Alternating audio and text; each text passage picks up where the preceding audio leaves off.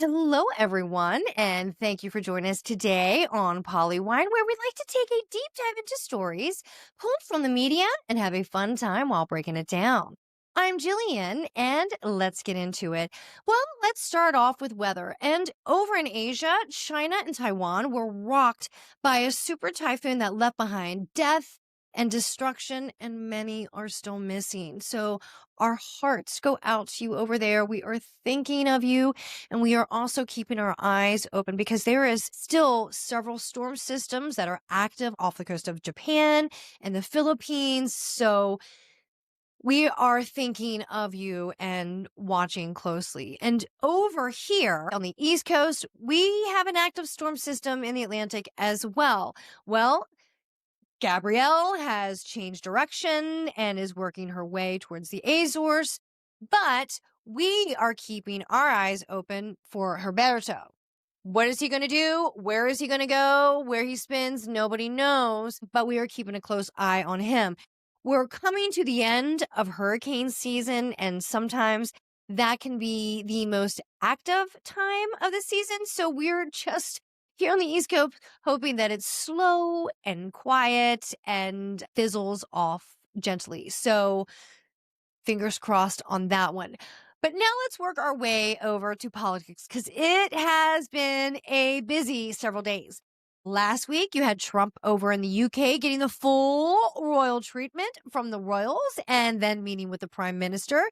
Then, back stateside, he went to the funeral service for Charlie Kirk out in Arizona and spoke there and gave his respects for his friend. Then back to DC, and it's on. Him and RFK had a meeting, if you will, in front of, I guess you could call it a press conference, and they were stating a warning to pregnant women to advise them not to take Tylenol during pregnancy. And what were your thoughts on that? I'm guessing that was a medical panel behind them. You had Dr. Oz and a female. I'm guessing she was a doctor. I do not know. Those two just stood there and just blinked the whole time quietly. Not a peep. You had RFK and somebody else that was chiming in on how to pronounce acetaminophen, but it was, I don't know. I had many mixed feelings about this. I think that is a conversation that any pregnant woman should have with their doctor. That is a choice you take, that you make as a pregnant woman, but that is a conversation that you should have with your doctor. Trump is not a medical professional, nor is RFK. I think that if you take any medical advice, you should speak to your medical professional. Not every woman has an easy pregnancy. Sometimes you can get sick. There can be discomfort, whatever it may be. And sometimes you need something to help you. Of course, nobody wants to take anything. You want your baby to be healthy and you want to be healthy and have a great pregnancy. Sometimes it is not always that way. Some women have difficult pregnancies. Sometimes there's challenges during pregnancies and sometimes you get sick. So the doctors do stress that sometimes if you have a fever, sometimes you must take something because a fever can be a risk to the baby. So what does this mean for women who are pregnant and the choices to make? Please, please, please consult your doctor who you are dealing with and knows you and your medical plan. This is really murky territory. He made this press conference and this major statement on kind of some, in my opinion, some inconclusive evidence, scientific evidence. There have been multiple studies that about taking Tylenol while pregnant and could there be any association or a link with autism. One study said maybe there might be an association. And I'm just loosely giving cliff notes. Could be an association where some other studies said that there was not an association. For women who have children that have autism or on the spectrum, it is difficult. And I don't want this conversation to be a shame or blame against the mom if they may have taken Tylenol while they were pregnant and at a later time the child may be diagnosed with autism. please do not blame yourself. There is no shame, and don't let these words get to you. I thank you for wanting to find a link. I appreciate that, I guess, but I just feel like you are basing this statement and this information out there is kind of on conjecture, right? Because it does seem like inconclusive and not complete information. And to tell these women to stop doing that, it seems reckless to me, in my opinion. I hope that one day we find a link. We want to know a cause. What is happening? And so I do appreciate that you wanting to put something out there, but not this way. I think there needs to be more research and more evidence together, and we need to have all of that and all these facts before we put that out there to the mass public. That's just my opinion. I just think this is a very delicate situation. These are our kids. It's very touchy. So there's that. And now that we also hear that there could be some conversations of restrictions of abortion medications for women, this just seems to me that they're making restrictions on women, and it's bothering me. There's one thing that, as a woman, I can't stand, and that is when I see these medical panels up there on Congress or on the Hill or wherever, on CDC, wherever, and they're stating their opinions, okay? Their opinions about women's health, women's reproductive health, women's rights. And why is it always a full panel of old men? There should be a panel of all women. I'm sorry, men, but you do not know what us women experience. Every month during pregnancy, you have no idea. If you did, that's probably why nature had its natural selection and opted not for you to perpetuate the human race. They were like, we're going to give it to women. Okay. They can handle it. I don't know about the other one. So that's maybe why we do it. So I don't want to have some man explaining to me, mansplaining what I should or shouldn't do with my body, what I should or should not put in my body, my rights. And I am sick of seeing these all old men panels telling me what I should do and making rules and regulations and laws about my body. It's bullshit. And I'm sick of it. So women, let's stand loud and proud and let's defend this shit. Okay. It affects us. It affects our babies. It affects our families. It affects everybody. Okay. So I just hate seeing this slow taking away of healthcare and rights. And it's just shaking me to my core. And not only that, it's infuriating me. So let's stand together and make some change. And let's make our voices loud. We all did it with Jimmy Kimmel. We can do it here too. And, there's a lot of stuff getting ready to come with changes with this big, beautiful bill to healthcare and insurance. So be mindful here. Okay. It is now the time to speak up and let our voices be heard, because we are going to feel the effects of this very soon. So stand with me. Okay. And not only that, we had that whole thing about the Tylenol. Trump spoke at the UN. Did you see that? Okay. Thoughts? Well, that was something, wasn't it? I don't want to go on a rant here, but I think I might have to go on a rant here. And I think that's okay, because Trump went on one for like 15 minutes, improv style, at the UN. And I was sitting there watching it, and I think my jaw probably was on the ground. I was embarrassed, actually. Sorry, I was embarrassed. The things that were rolling through my head during this speech. And not only that, after the speech, Trump made a statement, called it triple sabotage, because they had the whole escalator snafu, right? Remember him and Melania started to go up the escalator and it stopped working. And he kept making the comment, thank goodness the first lady's fit and I made it up the stairs and we could have fallen and scratched our faces up. I mean, tangent there.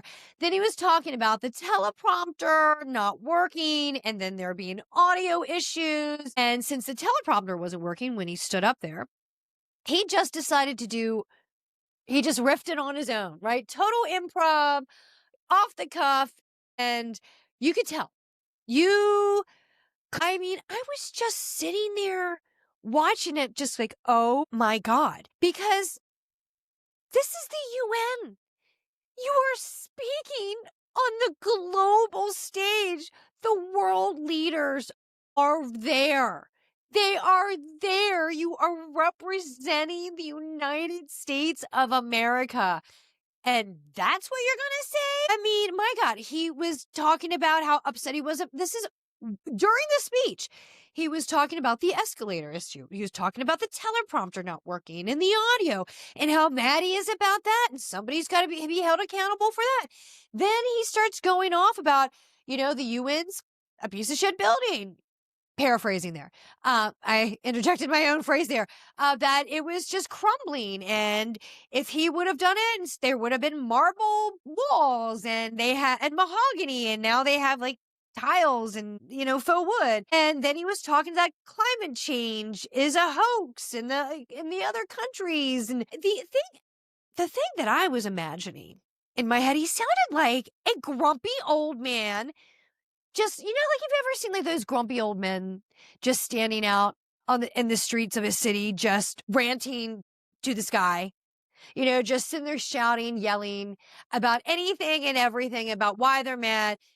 That's what he looked like to me. I'm like, did he not take his meds today? This is what I'm thinking to myself because I'm envisioning all the other world leaders that are there. And you got to realize most of them, the majority of them are there with an earpiece with a translator translating into their language, right? So they're sitting there with an earpiece listening. And my thought is, okay, the translator in those rooms that are translating, they're probably like, when they hear Trump speaking, they're like, what? They're probably processing and then stating it. And then I can only imagine the facial expression of the world leader sitting, receiving this translation going, what? Is that right? Did he just say that? Is he saying that? Oh, he's saying that because he just kept going and going and going. And he really wants this Nobel Peace Prize. And he's saying that he's, ended all these wars and he did this and that. And that's why he needs to get this Peace Prize. And I'm thinking to myself, we need a fact checker, like the translators, because he's saying this on the world stage. And he sounded like a grumpy old man. And with everything that's going on in the world, I just don't understand why you have to be so angry and just spread to me what sounded like a hate-filled speech of anger, just going off on this and that. And they're not doing that. You're not stepping up to the plate. I could not believe it. And then you have Zelensky speak the following day, and he's so poised and eloquent and heartfelt. And you're like,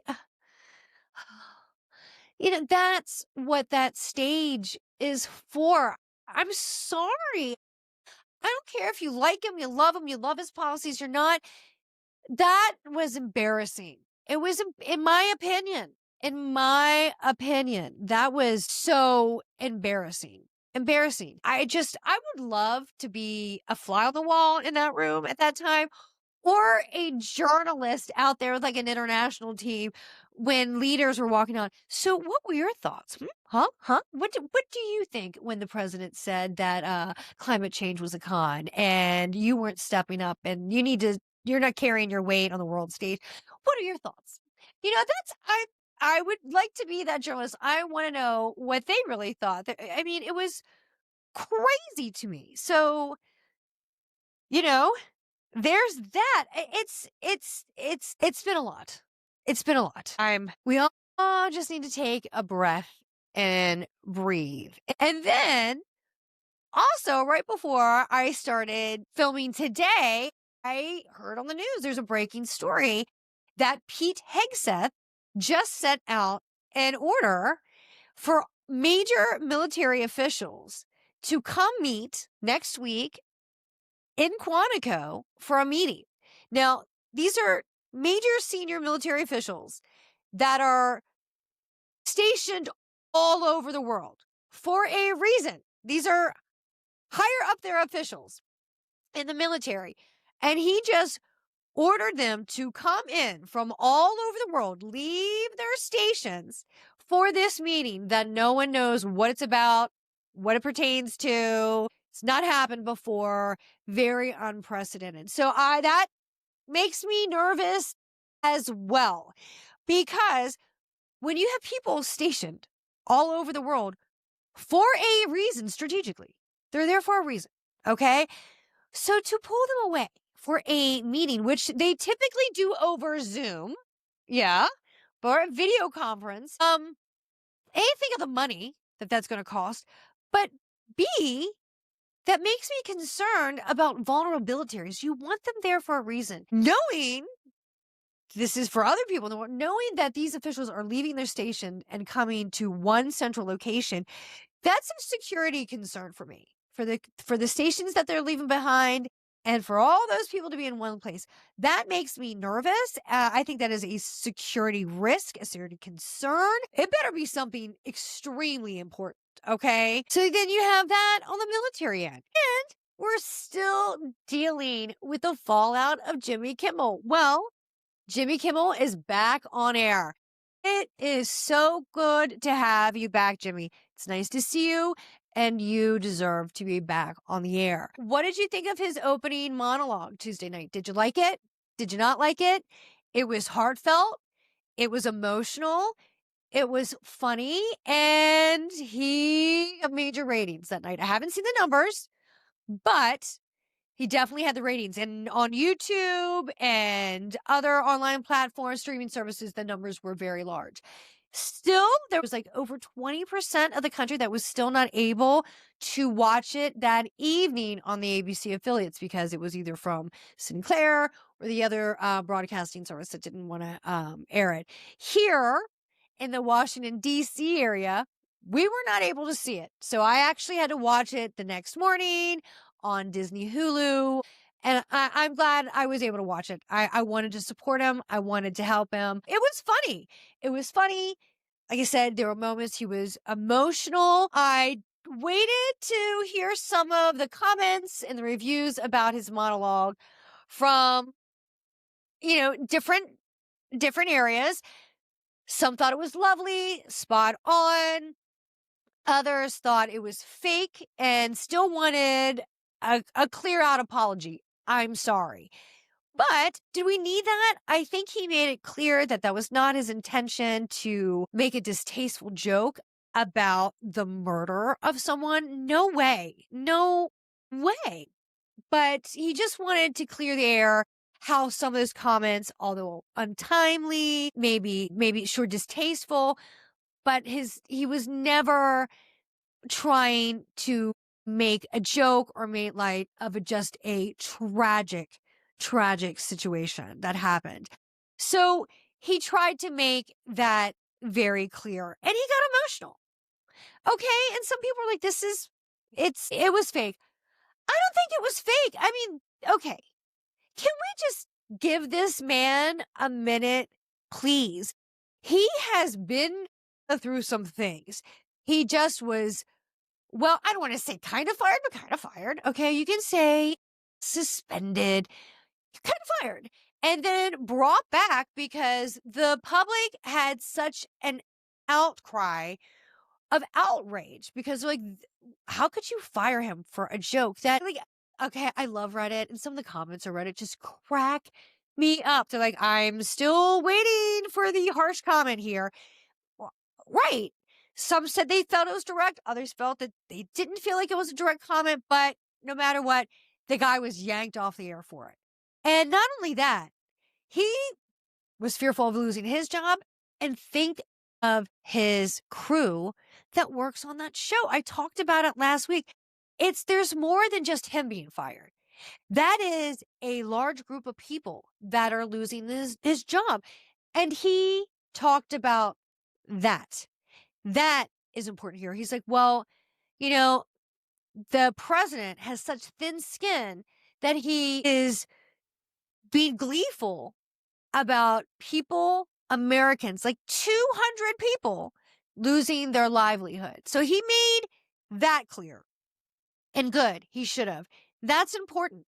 And he also kept coming back. Well, now that this is over, let's start talking about the Epstein files. Let's bring it back to the Epstein files, because they're doing everything they can to smokescreen the whole Epstein files, just like distract, redirect, all that. Well, he's like, let's come back to the Epstein files.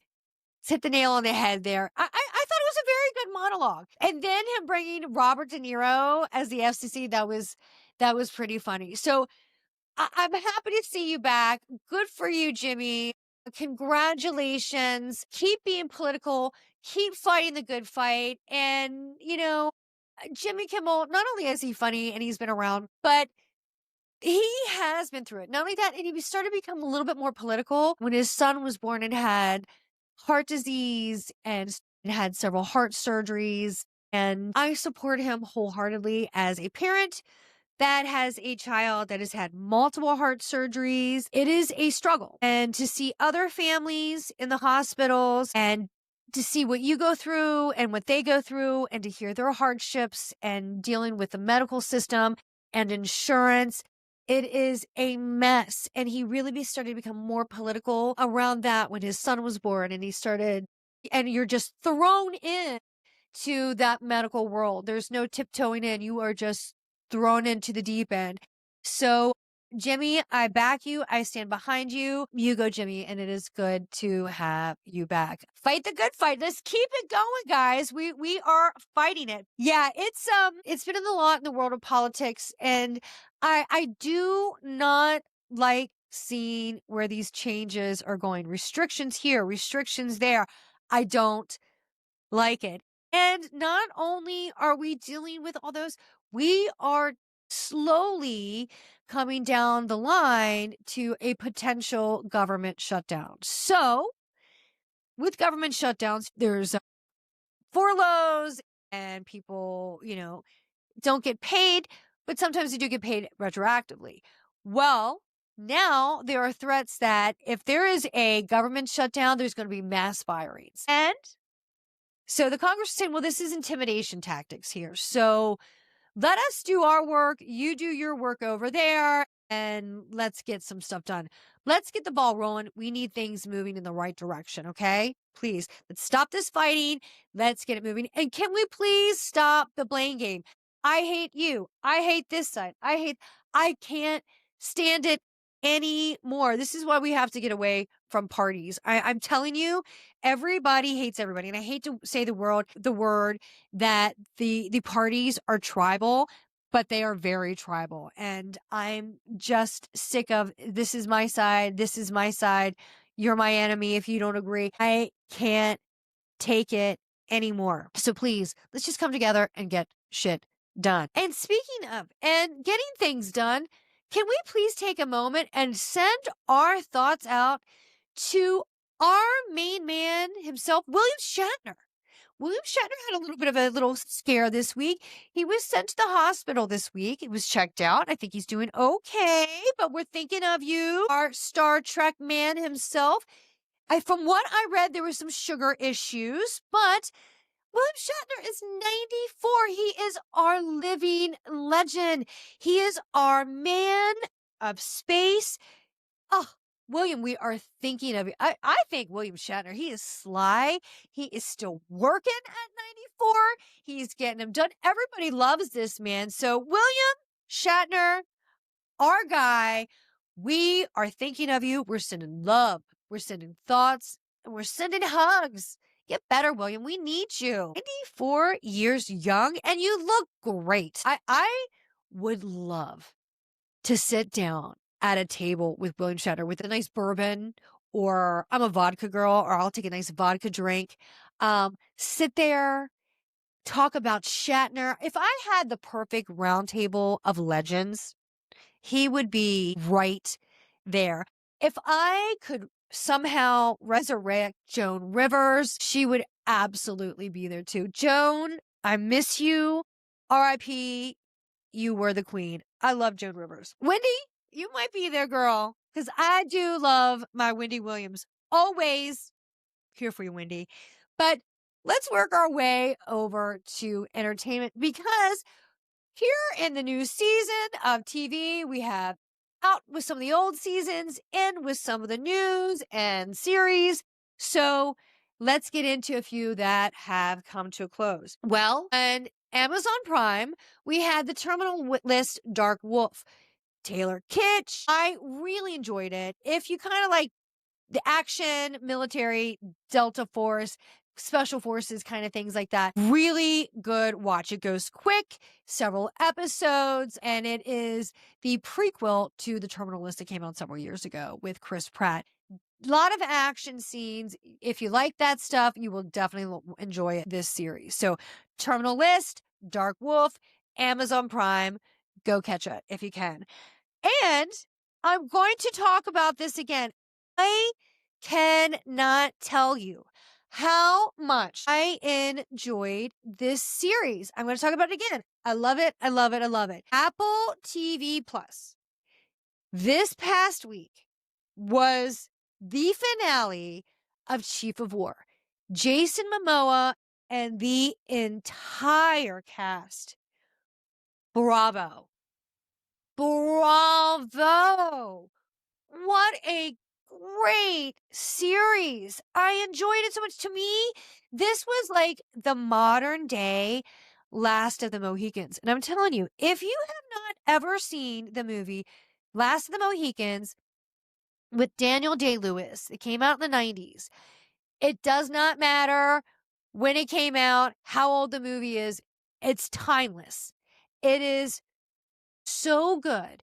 And it just takes a moment of history and just explains it so well. And the emotions that you feel watching it. And I mean, it's real and raw. And you get this same feeling in this series, Chief of War. This finale was so good. I was like, there was no way they can have this this huge battle scene in one episode. They did, and it was so good. I love the whole season. From the costumes, to the fighting, the choreography, to the background, to the language, to the historical element behind it. I'm telling you, I cannot praise this show enough. I love history. I'm a history buff. I did not know a lot about this history. So I was hooked from the get-go. It was a beautiful story. I loved hearing the language. Most of this series is in subtitles, but hearing that beautiful language, it made it so real. And it took you away straight into this show. I felt I was in it. And the battle scenes were so intense, detailed, just cinematic. I can't believe I was watching this on my television, not a major screen, like in a theater. So good. Great story. Can I just say again, thank you to showing the women in this series. You know, women were not on equal playing field, but in this show, you see the evolution of the woman, how they start to come into the council, how they start coming into the ranks of the men, and how they were savage warrior fighters as well. Like you see them fighting next to the men and just as hard, if not better, how they were smart. Thank you. I did talk about that in the series Vikings or Valhalla. I think it was, yeah, Vikings Valhalla. Is that what it was? That was also on Netflix a while ago. They got in that too. But this really showed women in their space as warriors. So Jason Momoa, was it Thomas Pasamat?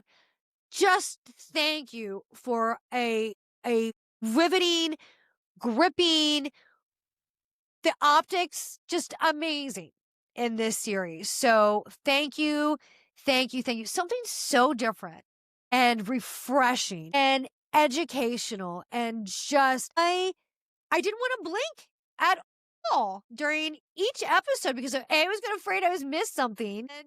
And it was just too intense. I was so in on it. So thank you. Thank you, Jason Momoa. I really hope you get another season. The actors, the actresses in this series, they all deserve an award. They deserve praise and they deserve a second season. So I hope you get it. I'm telling you, this one and Shogun this past year, just the history and the story. Shogun was it was based off a book, right?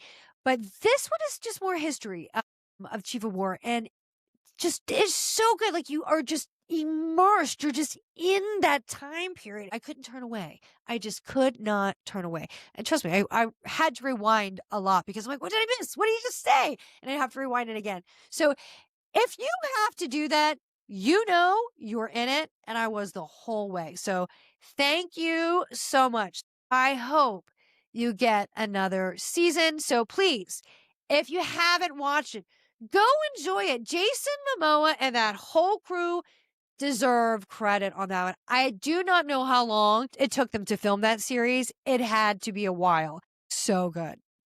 Go get it. There is a new series that dropped on Netflix, and that was called Black Rabbit. Did you see it? With Jude Law, Jason Bateman. Jude Law had this bar and in New York. Looks like he had everything going for him, and just things start to crumble right away when he kind of lets this mess of a brother, Jason Bateman, back in his life. You know, it had all the right elements for the right formula to make a really good series. I struggled with it though.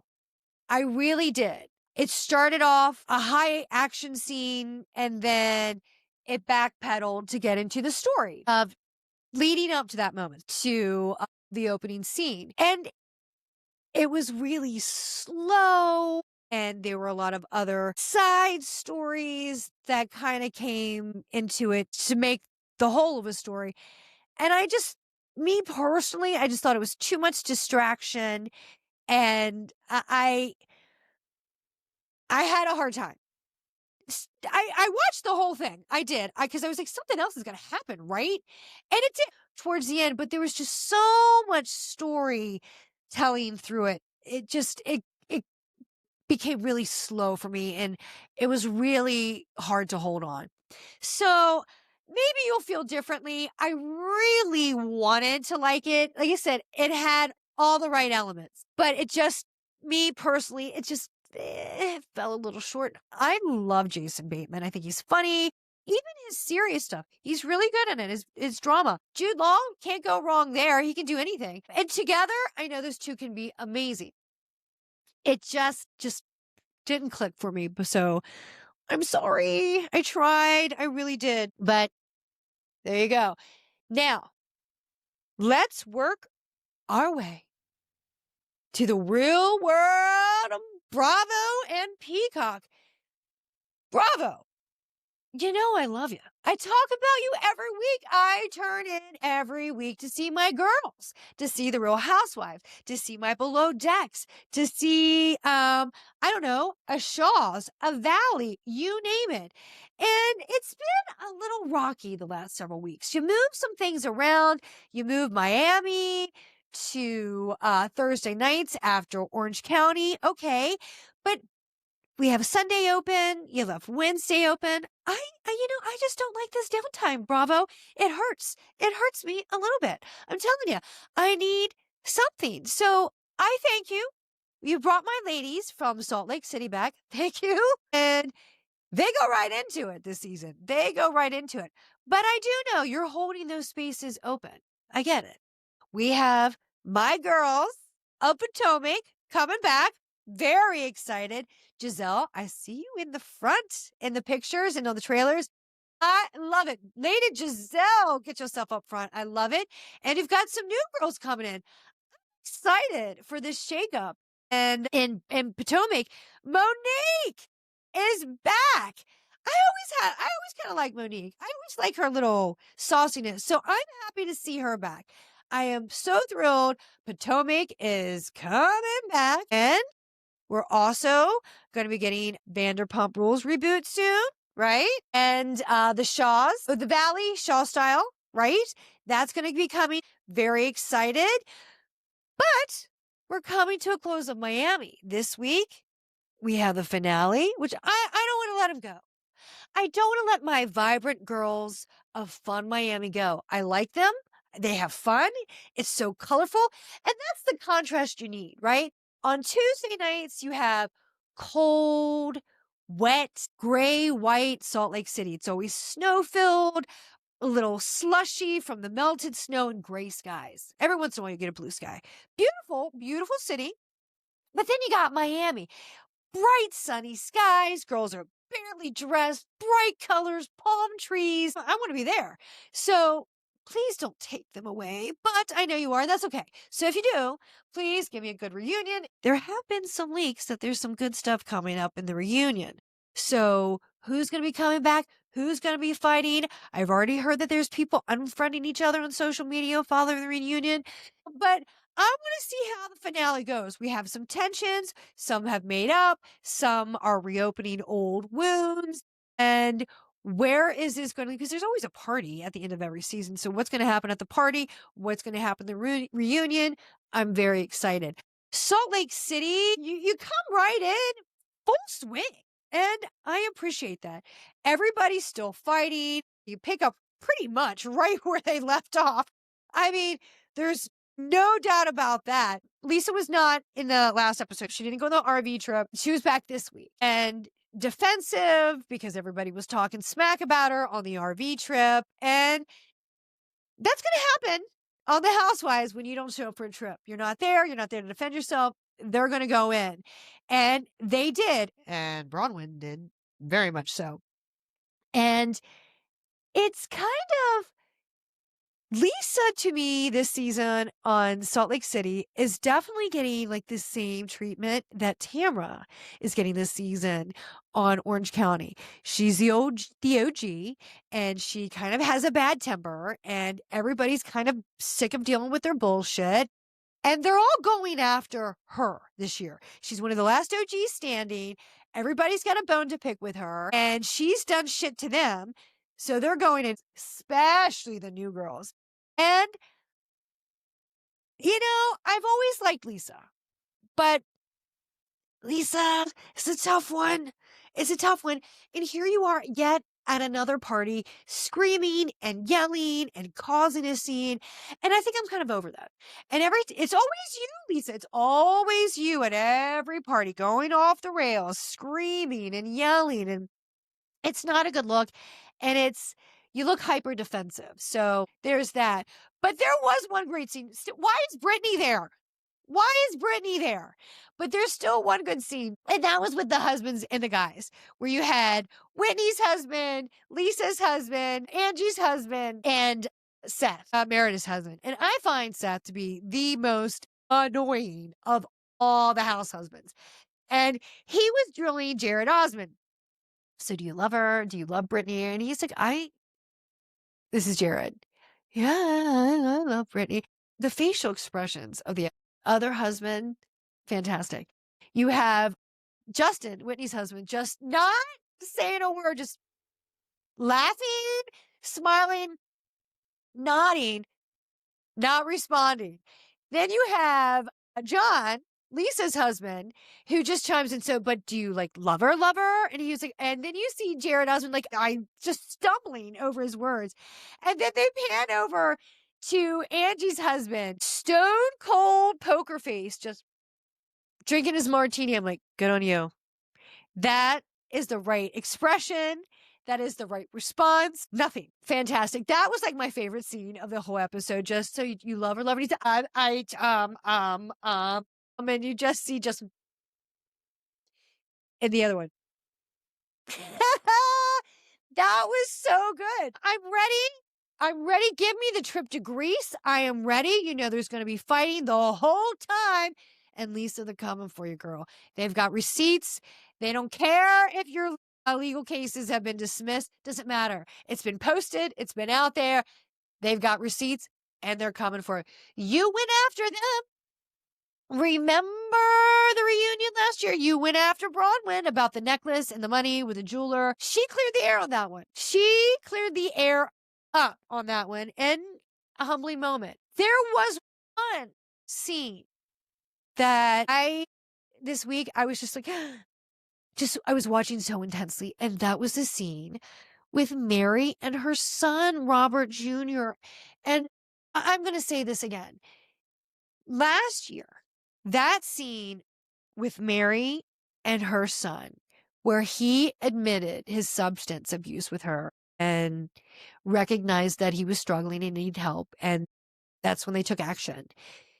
That moment really, I think that should just go down in television history. We have seen other children of housewives struggle with addiction and substance in the past and handled differently.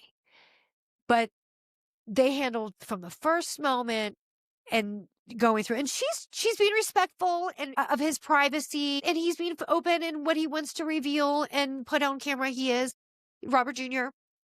And it's so admirable. But that scene when he was honest about what he was on and what he was taking and what he's going through, when I say raw and gut wrenching, it really was painful. Every parent's worst nightmare. And Mary, you took such a tough, difficult moment and you held your head high and you took it with grace and you heard your son. You heard him and you listened, you took it, you received it, and you stepped in immediately. Unbelievable. Amazing. Go, mama, go. And in this episode, Robert's talking about it again, her son. And he's saying that he's struggling, that he feels isolated. And when he said he felt isolated, I'm like, wait, where's the wife? Where's the wife? Remember the wife last season? Mary didn't even know she was married for a while. And he's like, yeah, I'm married. Is she still there? Not there? Is she gone? Because he was saying he was isolated. And she was like, well, I know you have to be isolated because some of the people that you were hanging out with maybe were not the best influences and you were in a space with them and you need to be in a different space. And he was talking about his struggles there. And you could see her just listening, just taking it in. And this was such another one of those moments where you just can't breathe because as a parent, you feel for her and you want to. I had so many emotions. I'm telling you, I wanted to just hug both of them in that moment. Because Mary was like, I've always been a helicopter parent. And in dealing with this, and he's an adult. And she said, I realize I have to take a step back. I don't want to push him. You know, I don't want to be too much where it's overwhelming for him and it could change his outlook or his progression. And I have to let him know that I'm here for him and I'm there to support him, but he's got to do this. And she's like, so I have to take a step back and listen. And you did, Mary, it was such a powerful moment. And you can see your growth in that moment. But as somebody just watching, a viewer, I was just looking at him and I'm like, is he okay? Like right now? Is he on something? He seems a little off. But I don't want to judge. I don't want to judge. She was like, and then he admitted that he had smoked weed. She's like, oh, weed. And I was like, oh, okay. And I'm not judging. You know, there's California sober. I don't know. Is that Utah sober? I don't know. And I don't want to judge. But I was like, I don't know if that's the right thing. I don't know. But that entire scene, Mary, I can't imagine how truly hard that is to put that out there. But as a parent where it can go in any direction, especially as they're entering young adulthood, I do think you're going to help so many people.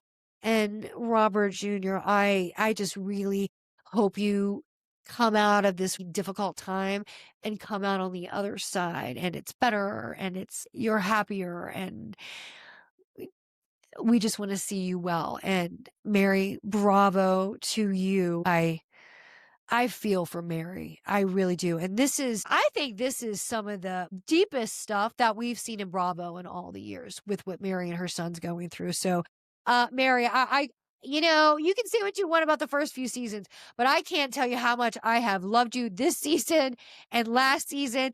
I will always love your Tiffany brunch with the wig, with the bangs. Girl, that was so good.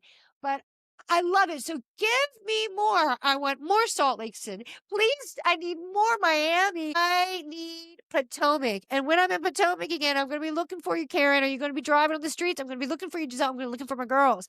So Potomac, we need you. And we're getting ready for Captain Sandy on Below Deck Med. So bring it to me. Mama needs it. And that is it for us today. Thank you so much for joining us on Polywine. Please follow us on Instagram at PollyWineTime. And please listen to Polywine wherever you get your podcasts. Thanks so much and have a great day. Bye.